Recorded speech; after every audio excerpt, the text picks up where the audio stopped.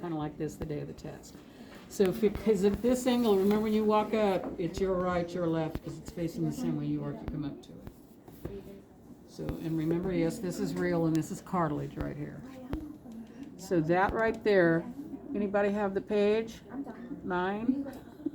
Can you, fontanelle is what you want to call that guy right there. It's the one up front. And then the posterior fontanelles, this should be bigger than this, but it's this little tiny one on this guy. His is bigger. So it's between the sutures? Are those sutures considered? Not yet. There are no sutures here. All of this should just be cartilage. That's why the baby died. You can actually see the bones fused on both sides. Mm-hmm. That causes the brain to, as it starts to grow. That's why there's the fontanelles are there, so the brain can grow. The skull keeps getting pushed out. But when they fuse, the brain can't grow, so it swells. That kills the baby. So they're already dead. That one's got a different place, but it's the same way. And then over here on the right-hand side where my index fingers are, I'm covering the next two. Remember, they're over on the left, but I'm just going to show this side. So this fontanelle up here is by your mouth, by your face. This is the right anterolateral fontanelle. Right, Anterolateral, there's no I in it. And then this is the right posterolateral fontanelle back here. Okay, and if I turn it, they're not as clear. This one's not as clear as that other one, but they're there. They're just smaller on that side. Again, because of the brain, the fusion on these bones. So it affected how they were already growing. Okay, so that's the baby's head. And then, so this is literally the way you guys are facing me. So this is the front of your head. So that's the coronal suture right there. Remember the coronal plane. This is the sagittal suture, cuts you in half. And then back here, and remember the occipital bone would keep coming back further. So it's angling out like that. This looks like an inverted V. Can you see it? That's the Greek letter lambda. That's the lambdoidal suture.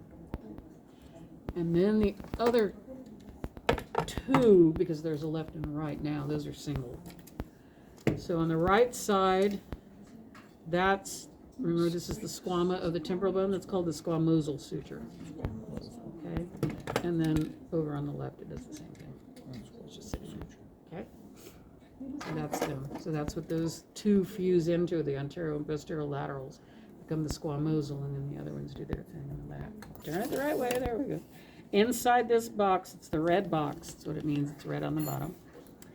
And this basically, I tried to fix the key with the correct terms from what they had come as. So we have the same terms. It's harder to read than it should be, but you have that on page, whatever the last page is. So we're looking over here, so I tried to identify 5 is there. So this one and this part here, this is the diaphysis of your bones. Remember, this is basically one of your carpals. And then this is, I think, coming from the tibia. Then where they cut these parts out, so you cut this and you can see how thick the bone is. That's your compact or dense, I don't care which term, compact or dense bone. These are epiphyses. So you had your diaphysis, your epiphyses. And then in the epiphyses, you can see the spongy bone. And I don't want to touch it.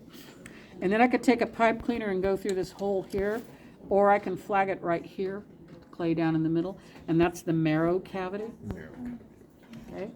And those are the parts. Here is kind of what this whole raised part is too. Okay. So this, and it tells you exactly what it is. Haversian system, also called an osteon. So this is how bone grows. And each one of these circular things, you're looking at the whole big part with that hole in the middle. That's what you're seeing here. Okay.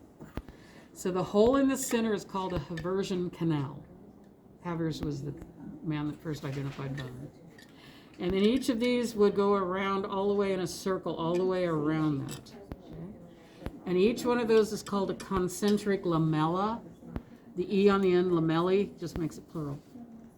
Okay? So lamella or lamellae, I don't care which. And then you've got these blue with the red dots. The red dot's the nucleus, the blue is the osteocyte. Got a bunch of osteocytes. And now all these red lines, so these arrows are pointing to this one red line right here, so we've left it. Whoever had the patience, they did a good job putting them right there, so you know that that's the only thing they're pointing to is that red line. The red lines are canaliculi, literally means tiny canals. And the reason they're red, because going through every one of those is a capillary. So when you look at this, even from the side view, you can see all the canaliculae, and you can see how many come across one of those cells. So it has a wonderful blood supply. Okay. When you get to this, little tiny fine lines, there's little bitty lines in it, tiny, tiny, tiny lines coming across, like spokes. One, it's going to be other parts. No, okay. Like rotting cheese. No, I wouldn't eat rotten. Now, you've got two layers here. So you've got this one that forms that white line, and then you've got this one that has all these fibers showing. Collectively, they're the periosteum. That's a term I'll use in lecture. And here you've got the fibrous layer, the one with all the fibers. And then directly under it, going all the way across that white line there, all the way down the side, all the way down that side, is the osteogenic layer. And you don't need of the periosteum, just osteogenic or fibrous layer. So you can see its fibers reach into the bone, so it's making some of this bone. And now you've got 11 of these layers right here that are all going this way. They'd go around the entire circumference of the bone. Some are raised, some are flat. These are the outer general lamellae. The outer general. Outer general lamellae. Which are these, right? Yep. Okay. The other term is circumferential, but a lot of people can't say that, and that's why I bother trying to spell it too. Just outer general is easy to spell. Okay? So we'll use outer general. Then you've got the little holes that you can see, the visible big holes actually, decent size. Those are all, again, the Haversian canals, like the middle of that. And then you have some of the osteocytes were painted, and some of them were left unpainted, because I could see insane Germans if they tried to paint them all. Everything's hand done, and you'd just be crazy after a while. So we've got osteocytes, and they're sitting in, but a lot of these are empty lacuna. Remember lacunae we had in the cartilage, chondrocytes, then you become bone, and you got osteocytes in them. So those little guys are lacuna. And then you can see how the blood vessels all connect. But on this side, it's going to show what I want are the canals without anything in them. So we always concentrate predominantly on oxygen. So we always look at red. Even though when you look down in these guys, you'll see a little bit of blue because there's a venule too. So when you look at the ones going straight up and down are these Haversian canals again. So they go perfectly vertical. The ones that are kind of diagonal, and a few of them are straight across horizontal, those are Volkmann's canals. Okay. So you can connect every single blood vessel, and then you're branching out with all those little capillaries going through to every one of those cells. They're making the blood, and they have a wonderful blood supply. And then on this side, way at the back here, you're going to see that one going to leave the nutrient for him and to go back into circulation. Okay, so that's how it gets out. Now, there's an issue when they talk about packaging things like oranges because they're round, that you've got a lot of air space in that box that you packaged them in because round things don't fit corners. They don't have corners. And it's the same kind of issue when you're packing these round osteocytes. Osteons, sorry. So as you're doing that, if you look in between that round one, that one, that one, and that one, there's these that go across at a different angle than anything. Those are interstitial lamellae. There's some there, there's some here, and there's just a few of them right there. So they're going to fill what would have been open spaces. So you've got some of these cells are osteoclasts, some are osteoblasts. So the blasts are building these up, and the clasts are tearing this one apart. And then these will get torn apart as the bone keeps replacing itself all the time. Okay? So you're always, when you've got compact bone, it just stays dense. It's compact together. And then finally, when you get way down here, this next gray stuff, that's going to be, so you have the periosteum collectively. Down here, it's going to be endosteum. And then your marrow is going to sit right here against it. Okay? So look at these parts now, and later we'll get into this stuff. Okay? When we do the respiratory. So like I said, it comes back, and you have to remember all this too. So this side has its actual skin on it. This side's just showing bone. It's not quite split down the center, as you can see. There's nothing here. So the nasal septum's not cut in half because they're single bones. So this is the right side, and this underneath that's the left side. Well, I don't know, I see a lot of people in that. So we start right here with the very first one. It's on this side too. Kind of a greenish blue. This is going to be the frontal bone. And sitting inside the frontal bone is the frontal sinus. That's what that depression is. And in this one, because you got the tissue, you can see it's actually lined. And if you're looking at my point of view, there's a hole in all of these. And if I had a flexible broom straw, which I don't, I could take it through and it would bend so everything drains from here into the back of your throat. And I'm having issues with that right now. Anyway, but all the sinuses, that's what they're going to do. Okay, so they go back to the back of the throat. Now, This is the actual. now, your left, remember, is over here, just that tiny piece, but you can see more of the right nasal bone. Okay, and we still don't do any parts. And then after it, they should have had this one a different color, totally like hot pink. And then the yellow would be the right maxilla. And this is the palatine process of the maxilla. And what they're showing cutting through this is the maxillary sinus. That's what that little window's for. We have a skull somewhere that is hinged all over the place, and you can literally open it and see how deep that is. So this is the palatine process. So then the Just bone. this. Yeah. So then the part that's like the square part, that would be the palatine bone, right?